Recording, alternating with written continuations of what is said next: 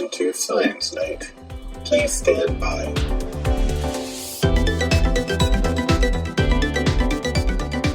Welcome back to another edition of the Science Night podcast. My name is James, and with me, as always, is Steffi. Hey.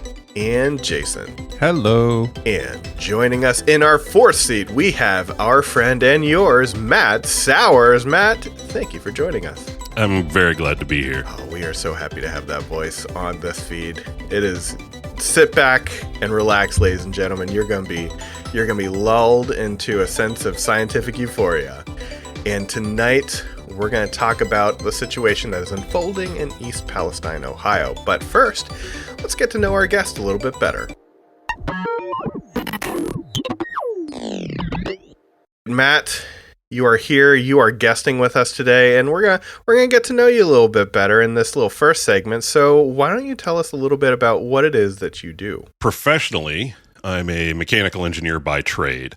I held in the state of Indiana for about 10 years a professional engineer's license. In the world of mechanical engineering, of course, it doesn't do very much, but unless you're in the world of HVAC, which I was not. And then I have spent probably 30-odd years doing mechanical design for various electronics and medical manufacturers. So anything from handheld to desktop size electronics, whether I worked at an audio communications company where we made stereos and CD players and things like that, all the way to medical devices such as blood glucose monitoring systems. And unprofessional, well, I don't want to call it unprofessionally, in your free time. In real life. Yeah, in real life, what are some of the other fun things that you do? Oh, yeah.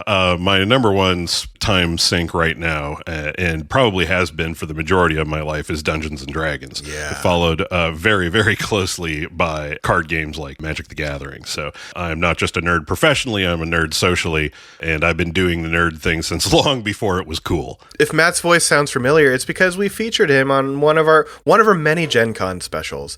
And it's kind of like my favorite moment at Gen Con when we get to actually get some like D&D traps that have real physics and thought and background thrown into them. So I can't say I'm an evil DM. I try to be a nice DM, but I do make traps that are not just mechanically possible, but things you could probably build. You should not, of course. That's the point. It's good that you threw that caveat in there. I enjoyed that segment so much. I keep talking to people whenever I run into them, and they're like, I do D&D. I'm like, you need to listen to this physics of traps. I don't want to be like the standard guy, but that should be a podcast, right? It's a trap. It's a trap. Oh, for sure. So actually, that's interesting because the first time I ever met Matt was when he gave a talk similar to that several years ago at Gen Con. This was before the Science Night days. This was before anything other than a makeshift panel thrown together at the last second by Indiana Sciences, which is different than the way it is now. There's a lot more thought put into it and a lot more effort put into it. But I have been fascinated by Matt's understanding of physics and his ability to bring it to people like me who know nothing about physics in a way that's accessible, right? I mean, I'm not a huge Dungeons & Dragons player. I have played in the past. I enjoy it. I definitely understand it, and I love to watch people play. But for me, it's not something I've done. But those traps would make me want to play. They would. It's a great creative outlet. I mean, I'm not going to lie. I got into Dungeons and Dragons mostly because some people had wanted to play. I started playing in like 1982. And then like 1985, I started doing the Dungeon Master thing because my friends were like, hey, I want to play. And you did it last time. And it was fun. It's okay. So that was like the criteria. And then, of course, for those of you who are my fellow perma DMs, you get to run the show, but you almost never get to play. People are like, but you're so good at it. It's like, you know what? If you practiced as much as I did, you might also have this skill. And to me, this stuff is like, it's a creative way to apply the physics that I know. And this is design engineering, right? I mean, you follow along the scientists who are the people who, from my point of view, professionally, real scientists such as yourselves out there, going and being the monkeys that climb the trees to know what the perfect sticks look like. And then the engineers are collecting the sticks that you drop onto the ground. We already know they're perfect. Somebody's already figured this out. I just have to figure out how to do something with it. So I guess it's the difference between explaining center of percussion on a baseball bat versus just handing some pro a bat, a bat that you just turned of wood and a bucket of balls and say, find the sweet spot for me. Those guys are going to do a lot faster and it's a lot dirtier, but their answer is just as accurate. So that's, to me, as far as what you're looking for in engineering, the first swing should get you within 70% of the ballpark, to extend the analogy. Second swing gets you 90%. You're 95% on the third swing, and every swing thereafter is just creeping up on that Six Sigma value, right? I love the fact that we just talked about baseball and I wasn't the one who brought it up. In my head, I was like, we're always going to get back to baseball, huh? We are. I know. It was not me this time. It wasn't me this time. I love it. But let's just point out, pitchers and catchers have reported, and spring training has started. Yeah, so now we're gonna transition to our second internal podcast, where we just talk about the Phillies and Royals prospects for this season, and Matt and Steffi can just kind of tune out for 2 hours, and then I wait for Great British Bake Off to come back on, and then I start talking about that. I guess RuPaul's Drag Race is back on right now, so. Ooh. Listen, the world works in seasons, whether it's, seasons because of changes in, our distance from the sun, or the tilt of the earth relative, rather. Or if Bryce Harper's hitting dingers. Right, or if Bryce Harper is hitting dingers, right? Or, or Patrick Mahomes is winning MVPs. Oh, man.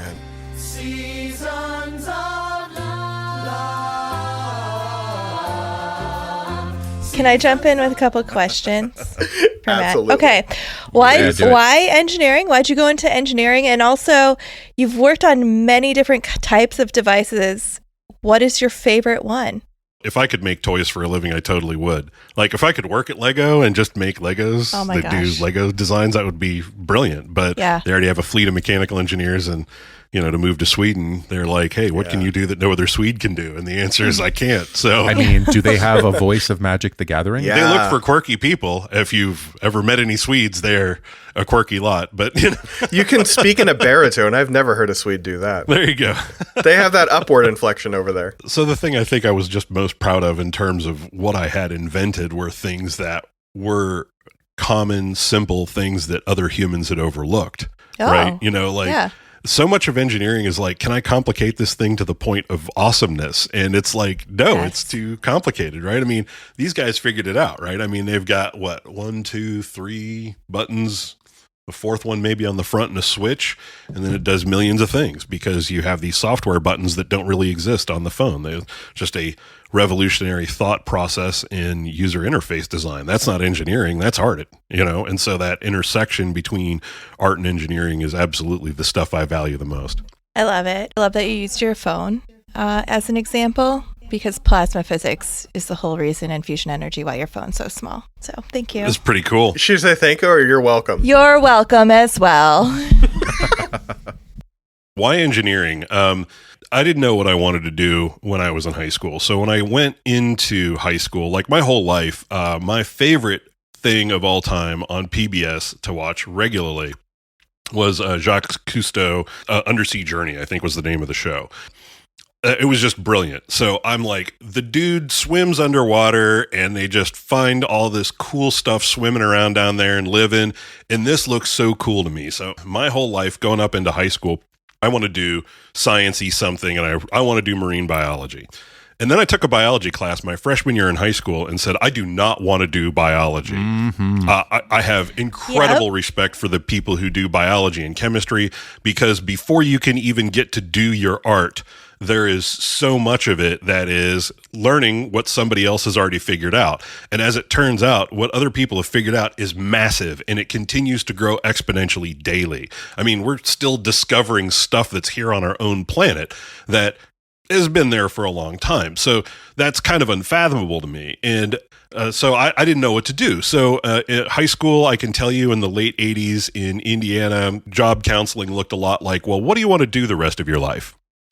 Right. That was the typical question you got. And I was like, I don't know, not work. Because by this time you're already like delivering pizzas or something like that, because you've got a car that you need to feed gas into and stuff like that. So you're like, I just want to not have to do any of this. How do I play Dungeons and Dragons professionally for a living? And the answer was I'd have to wait until possibly the year 2012 or later for the people who have made a career out of that.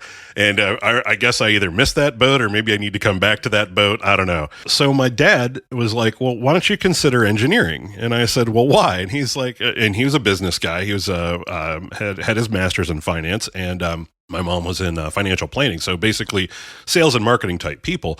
My dad was like, why don't you go into engineering? You're a real smart kid. And those engineers sleep real well at night. And what I didn't understand was what he was talking about in the business world, where it was already known that if you were on the business side, there were probably some unscrupulous decisions one might have to make in the interest of making money. We'll probably get to that later in this show.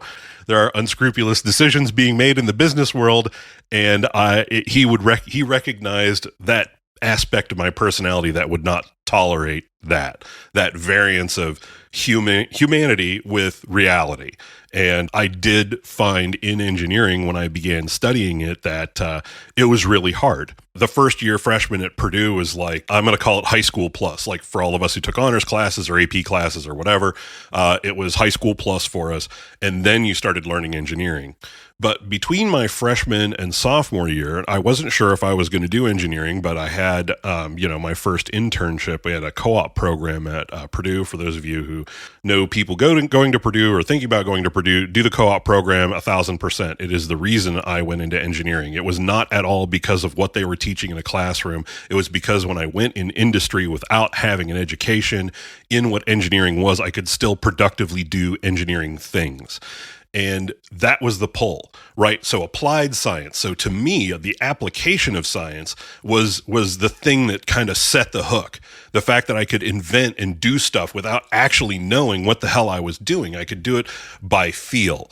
And the truth is that we learn the physics of the universe around us by feel. And the attraction for mechanical engineering there, and specifically, was you're born with all the sensory equipment you need to do your job, right? I mean, you don't have to, I don't know, I don't need a voltmeter to measure a thing because electricity isn't a thing that humans generate like that. But man alive, I can feel a ball bounce. And you watch kids doing physics stuff all the time. They swing on swings, they bang balls, they smack pots and pans of different sizes and tink their glasses with their silverware and stuff like that. And, while it might be a little annoying at first, you have to realize what they're doing is they're building the applied science.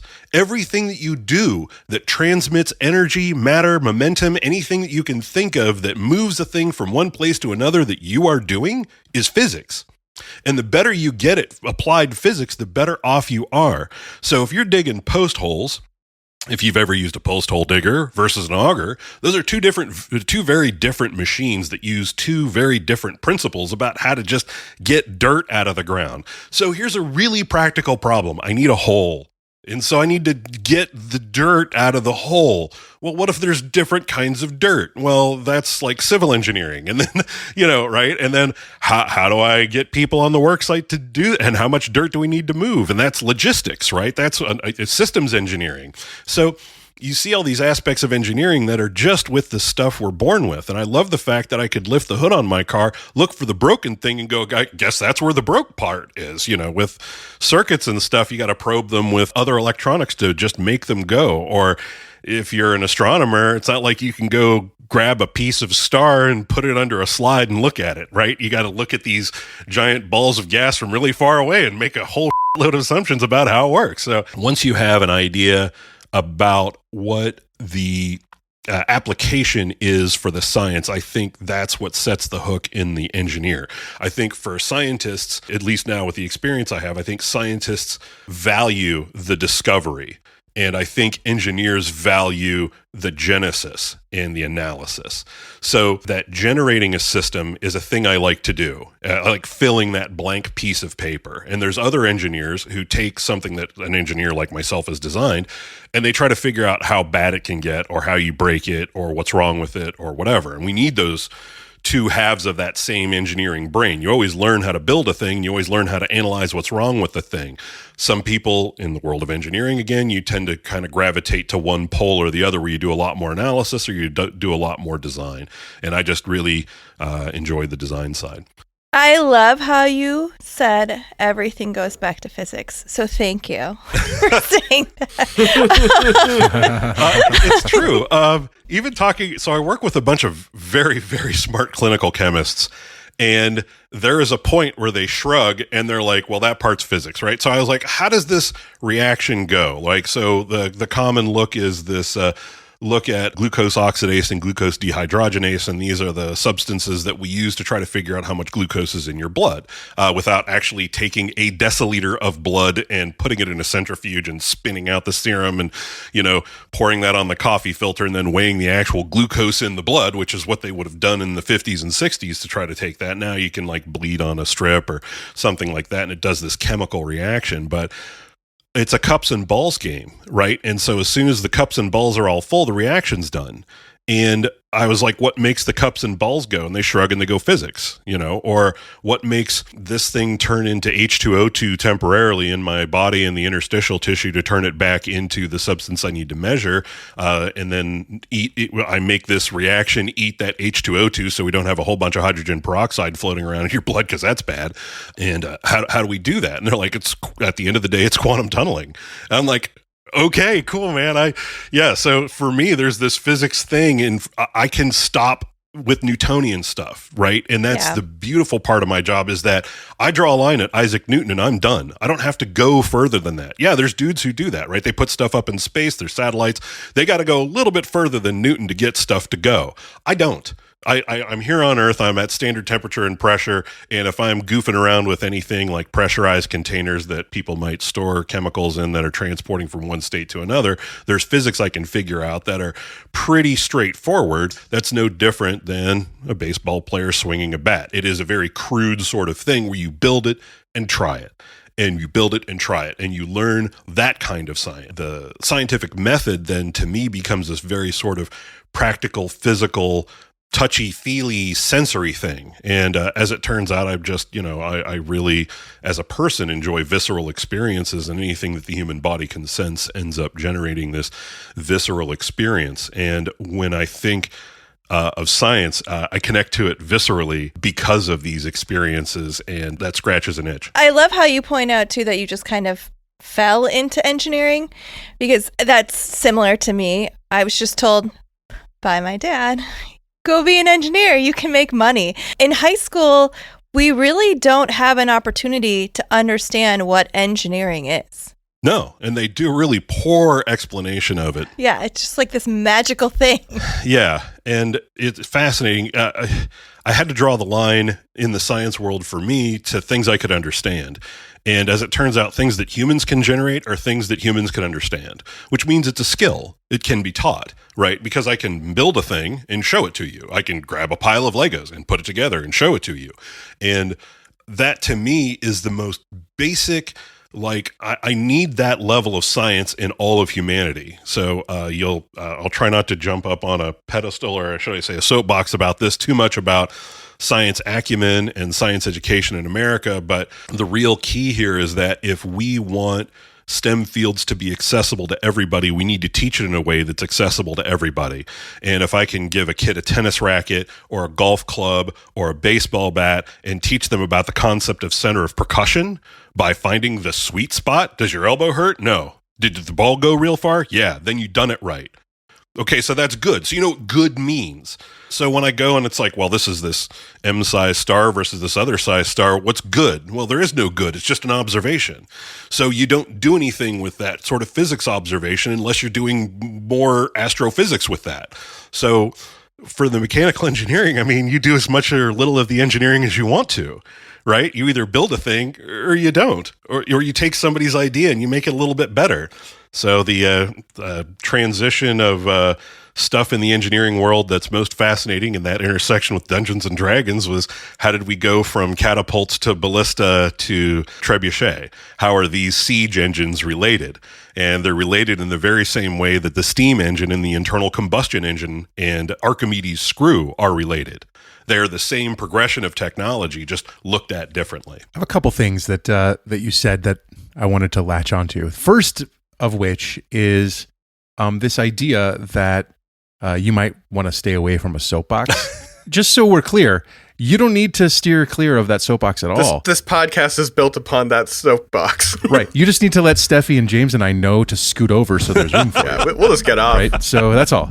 Honestly, I'm gonna want to be in the crowd leading the chairs. So you can have my spot. I just wanted to be careful as educators that I'm not already treading on ground that's already been trod from people who do that. For me, I do mentorship, right? I don't do class education. So I get to mentor, and that's the fun part is, doing Hoosier Science and Engineering Fair judging or doing Indiana State Fair science judging and doing any of the stuff that's related with that, this mentorship, having interns, being the person who mentors the interns at a company. I love doing that stuff because that mentorship is really where you get that applied science, right? And it stops being about worrying about academic dishonesty and all the other things that are right around the corner as we begin to develop Chat GPT, AI, and stuff like that are writing, trying to write papers for college kids or whatever.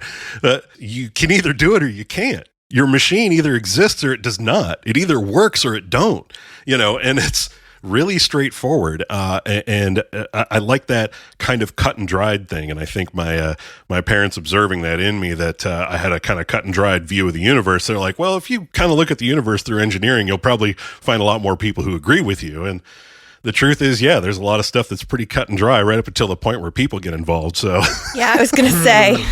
So the other thing, Matt, that you said that has just been sitting in the back of my mind here, and I wanted to ask you about it, was that when you were introducing yourself, you said once upon a time ago you were a licensed mechanical engineer. Oh yeah, professional engineering license. And then you went on to say that didn't get you very far. What does one need a professional engineering license for? That's my first question. And then I have a comment about that. Yes. What was the purpose of an engineering license? Legally, the purpose is to have a registration body that recognizes that you have a fundamental level of engineering skill. So getting a degree means that you jump through the hoops to get the grade. By the time I got out of Purdue, it was fascinating, at least in my own curriculum. So from my own view then in the early 90s, going through mechanical engineering there was 10,000 students in freshman engineering, and they were undifferentiated engineering types, right? They're just like, you're all at the same farm here. And then sophomore year is where you differentiate into a discipline. But what I found fascinating was my freshman engineering class made this pretty clear, and that was like, hey, this, everybody and this is day one in the class, like everybody who is in the top 10% of your class, stand up. In your high school class, stand up. And the whole class, 900 students in lecture hall, everybody stands up. Like, stay standing if you are valedictorian or salutatorian in your class. So I sit down and still half the place is standing. I'm surrounded by a bunch of salutatorians and valedictorians. And they're like, cool, now sit down. Everyone sit down.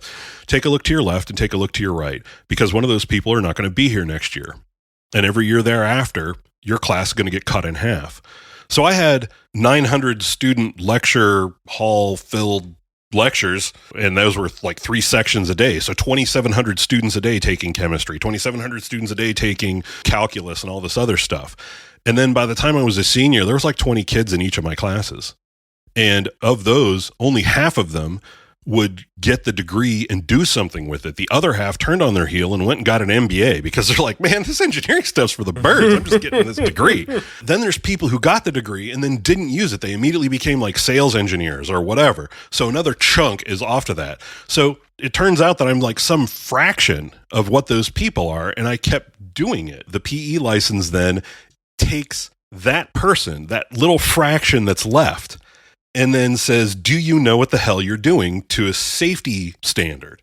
So the primary use there then is safety standards in the world of civil engineering. If you want to practice civil engineering, you basically need a PE in whatever state you live in. So the PE license board then says you take EIT exam, engineering training exam, while you're just getting out of college, generally your senior year, you take this. And that's the benchmark exam called the Fundamentals of Engineering exam. And if you pass the FE, you get your EIT. And then after you get the EIT, you have to work in industry for at least 5 years. That means you have to be working as an engineer for 5 years. You can't be doing sales or whatever. You actually have to be doing engineering. And then you have to get 5 other petitioners after this that agree that you should go get your PE license. And I think 3 of them are people you've had to either work for, work with, or whatever. And so they have to be people who know you and weren't just like, oh yeah, you're a PE. Hey, how you doing? Let's have a cup of coffee and now sign off on this piece of paper. Like, it's people who worked with you. So you do that for a safety standard in the world of engineering. So in the world of mechanical engineering, then, unless you're doing HVAC, so that's heating, ventilation, and air conditioning, that affects human quality of life, human safety, in the sense of doing things like air filtration, air movement, temperature regulation, all the things like that. And you want to make sure that you're not, back in the day, bleeding Freon into the building, because people breathing Freon, I hear, is bad.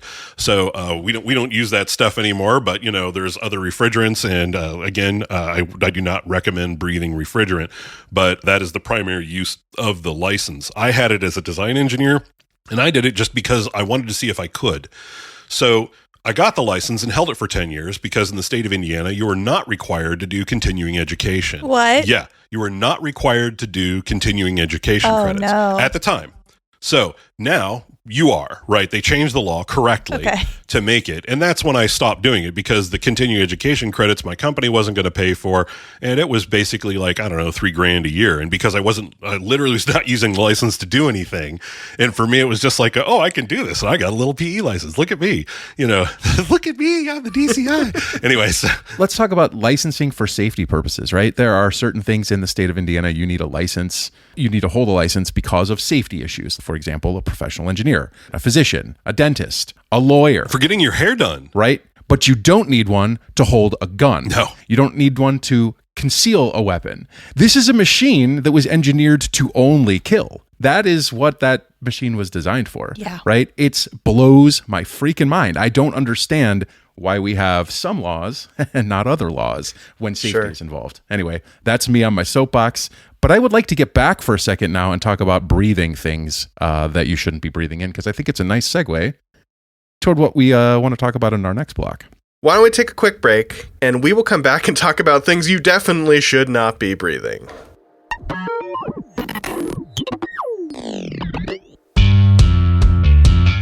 It is Editor James breaking in, and I have been missing out on letting you guys know how you can help this podcast grow and reach new people. So what I'm here to ask you to do today is to make sure you're rating and reviewing and liking and subscribing and ringing the bell and doing all those things that let the place that you're listening to this know that you like the Science Night podcast. So please go out, share our social medias if you like what we're doing. And also, if you're involved in science and you want to be on the Science Night podcast, well, let me tell you, reach out to us. We're always looking for new guests to come on and talk about science and tell us what they do. So send us a message. We got our email on our website, scienite.com, and you can always reach out to us on social media. And also, thank you so much for listening. And now back to some more SciComm.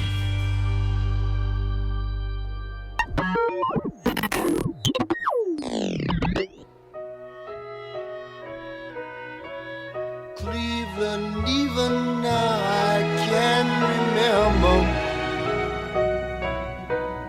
'cause the Cuyahoga River goes smoking through my dreams. Burn on, big river, burn on. We are back, and we're going to talk about some news, and our story is absolutely still developing. So just to cover ourselves, in the very likely event that something changes by the time you hear this, we are recording this on Tuesday, February 21st, 2023 at 9:27 a.m. So if anything happens in 20 minutes or later, I'm sorry we didn't hear about. We were busy making magic for you. And if something major happens, maybe Editor James will pop in right now and say something. Thanks, James from the past. James from the future is breaking in to give you a little bit of an update. It seems that since we've recorded this episode, the coverage of the train derailment in East Palestine, Ohio, has shifted from the actual chemical disaster that has happened to political theater. So just like we all expected, this has become a talking point for political pundits all over the place, which I'm sure will have great outcomes for the people of Ohio. I now give it back to James from the past, where we talk about the actual story.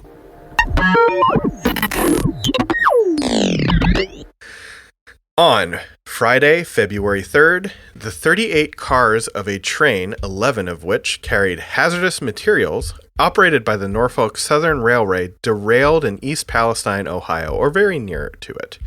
The next day, emergency workers started a controlled burn to prevent an explosion in 5 cars carrying vinyl chloride, a chemical used in PVC manufacturing.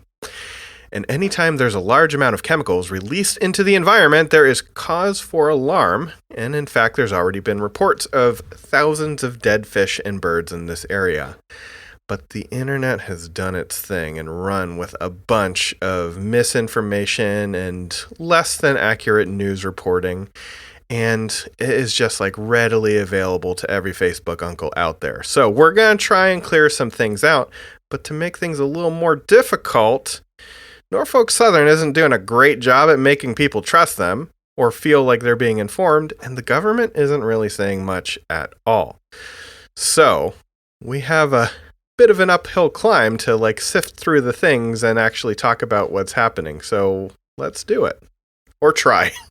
We'll try our best. Well, I will say this. This is really just an unfortunate situation all around, and getting lost in the coverage is the toll on human health a little bit. I mean, I think that that's what is coming to the forefront a little bit more, but there's a reason why we need the EPA.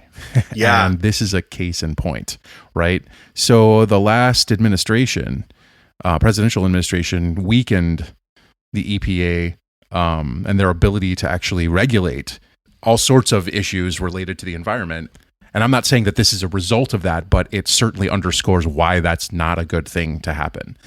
It is horrific what is happening, and I don't really have anything additional to say other than the fact that like we have one planet here and we need to protect it. And Ohio is the state right next to Indiana. Indiana already has the nation's most polluted airways and waterways, but this could potentially lead Ohio down that road as well. And this is a state, Ohio is a state where, one of their rivers caught on fire in the 70s. That was 14 times, by the way, the Cuyahoga burn. Oh, wow. So I'm originally from Erie. Right. My brother was born in Akron. My parents lived in Geneva. My mom's from Pittsburgh. My dad's from Johnstown. So all of these places, we're Appalachian folk. And what you're telling is the exact same story of Appalachia, right? This is the poorest people that have always been shoved into this area. It's hard. It's mountainous. It's annoying to live in. It's difficult to eke a living out of that soil. It's not particularly good land. And it is a story that is probably true in everywhere where it's remote-ish in America. I don't want to pretend that the story of Appalachia is unique. It's its own sort of horror story. But the long distrust of the government, from whether it was revenuers back in the day to the TVA, now to the EPA. These people historically do not have a differentiation in their heads that the EPA is supposed to be on their side because they just see government.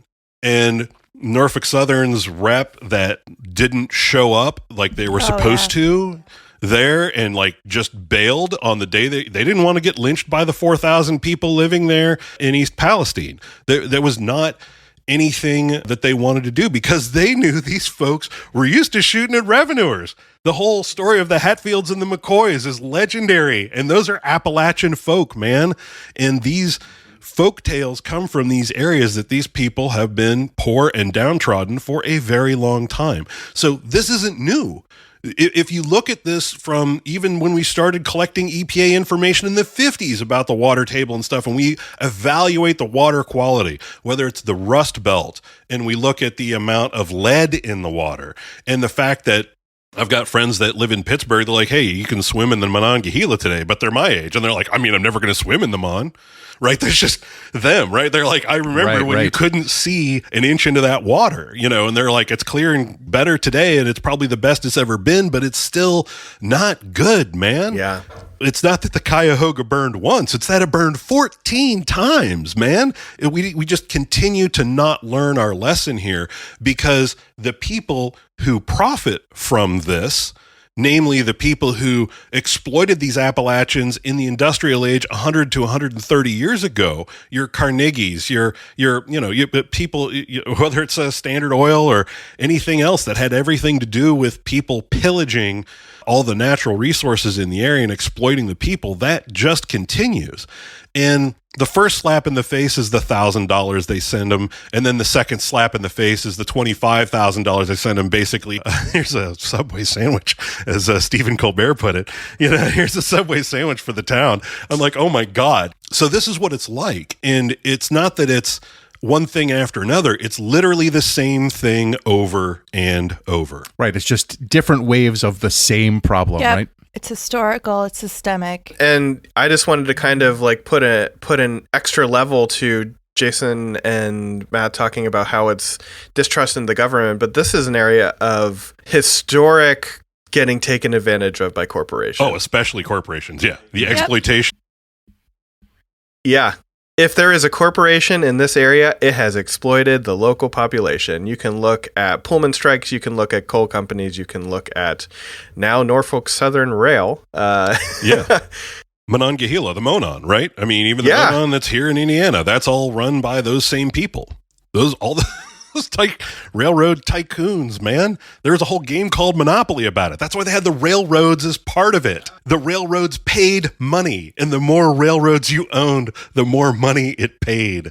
This has not changed in a century. Right. And yet we still somehow have one of the worst rail systems when it comes to passenger travel in the world. 1,000 derailments a year. Pete Buttigieg was like, oh yeah, we have 1,000 derailments a year, so it's not a big deal. I'm like, dude, did you just hear your words? Did you hear the words coming out of your mouth? We just have derailments. How many other countries can report that many derailments per unit capita of track line? Yeah, we're just not investing in the infrastructure to keep it safe.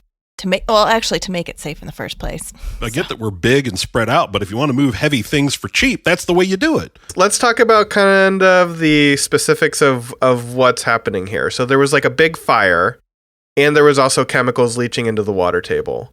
So we have like this double whammy of aerosolized carcinogen, but then also non-aerosolized carcinogen. And that aerosolized carcinogen is coming down all over the region in the form of polluted rain.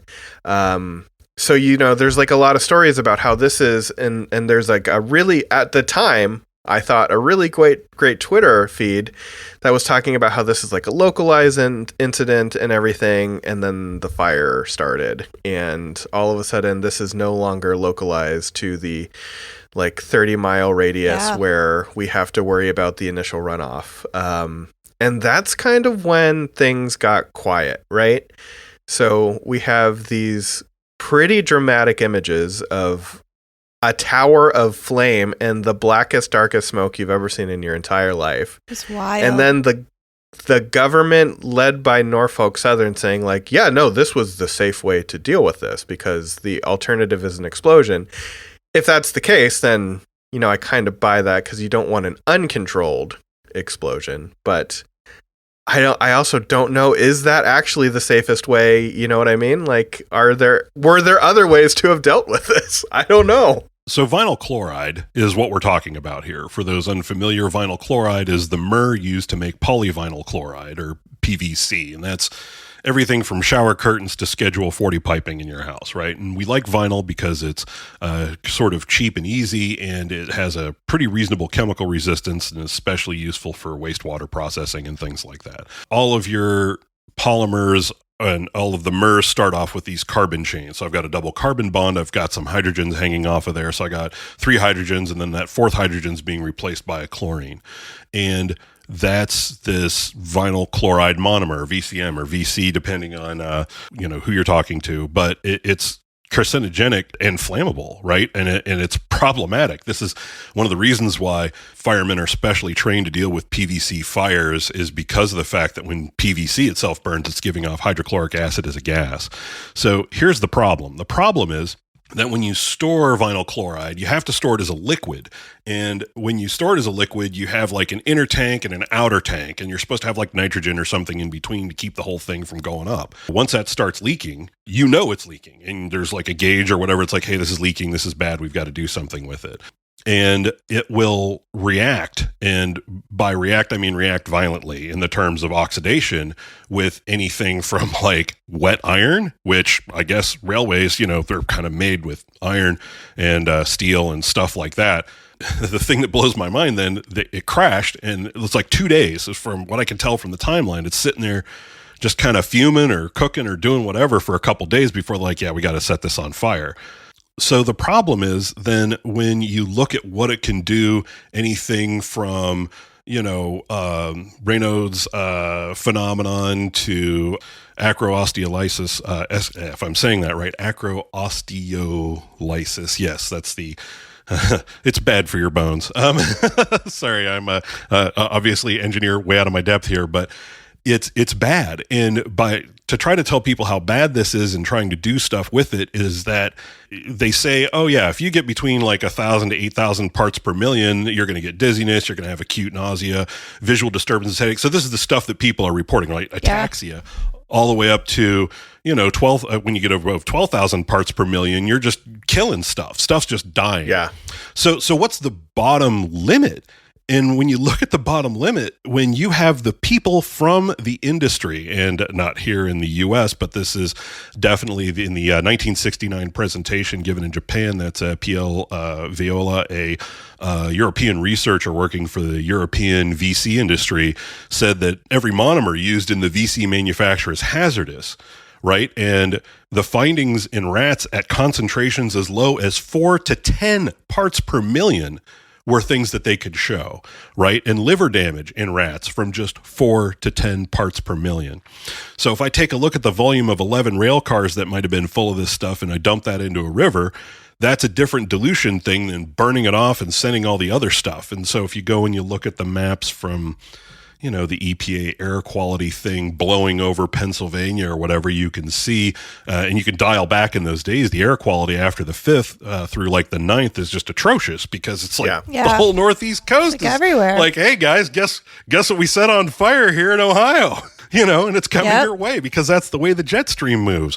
But the water goes the other way. It's heading towards the Mississippi. So it's not just how much is it or is it bad? It's like, for how long? And what minimal concentration is required, and just add that on top of all the things we were talking about before, of all the other pollutants that are still in the water. And we're not really holding the companies accountable for this. You slap them with some fines, and then they pay it, and then they keep on going.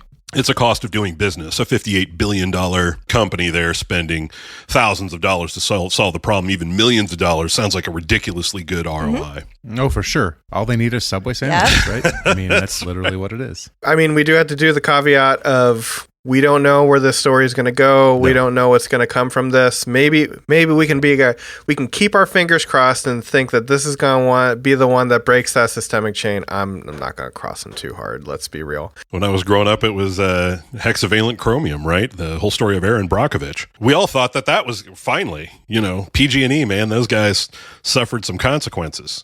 Yeah, no, they didn't. Or even like the Exxon Valdez crash. That was like, that's taught in history books in the 90s, is like, this is when corporate greed was taken care of. No, we still make oil collecting boom. That's like a product now. Like, they're like, problem solved. We could just keep cleaning up our messes. We don't have to stop making the messes. It's cheaper to clean up a mess after it happens than it is in preventing it, as far as they're concerned. They're like, well, gosh, me being safer costs me money all the time.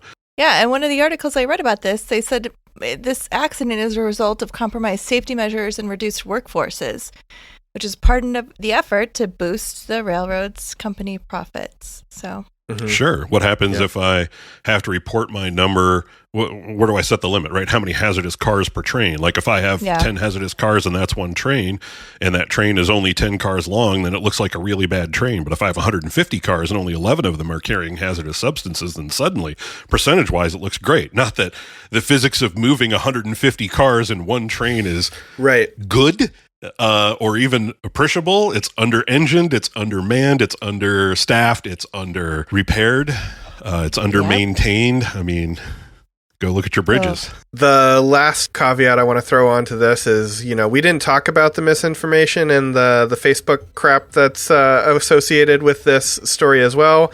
Just make sure you're getting your news stories from reputable sources and make sure you're getting up-to-date information on this particular one. Go to the bottom of the story and look for the updates. You've come to the end of another edition of the Science Night podcast, but we've got plenty more coming your way, so be sure to follow us on social media. If you want to follow me, I'm at James_Reed3 on Twitter, where you can see me forget all about football and just get ready to get my heart broken by the Philadelphia Phillies all over again. Steffi, where can everybody find and follow you? You can find me on Twitter at SteffiDeem and Instagram at Starshippin'. I'm not going to talk about sports unless it's RuPaul's Drag Race and maybe building a tokamak. Oh, I thought you were like a sports gal now that you're on the Big Ten Network. Oh, and I've been on the Big Ten Network. There's a commercial. Watch me. Jason, where can everyone find you? Just be incessantly talking about the Kansas City Chiefs breaking my hearts and ruining my dreams. You can find me on Twitter at OregonJM or in Indianapolis at Hoagies and Hops, eating cheesesteaks with all the Philadelphia Eagles fans. It looks so good. It looks so good, and it tastes so bad from the tears. And Matt, where can everybody keep up to date with the things that you're doing? Well, hopefully future episodes of Science Night if I've done this well. And then I try to collaborate as much as I can with the folks at Indiana Sciences. So I try to do some talks at Gen Con every year, and then Starbase Indy. So if you're getting your nerd on, I'll see you around Indianapolis. You can follow the show at SciNightPod and visit our home on the web, SciNight.com, for past episodes, the people we talk to, and the stories we talk about, and, of course, our merch. There is a lot going on, and you can find it at SciNight.com. We'll be back in 2 weeks with a new episode, but until then, have a great night. The Science Night podcast is a proud member of the River Power Podcast Mill. To find out more about our shows, go to riverpower.xyz.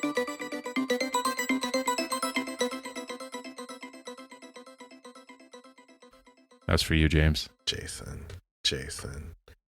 Hey, how you gonna do that the week after the L.L.C Bowl? That's exactly why I did it. Those two brothers brought America together.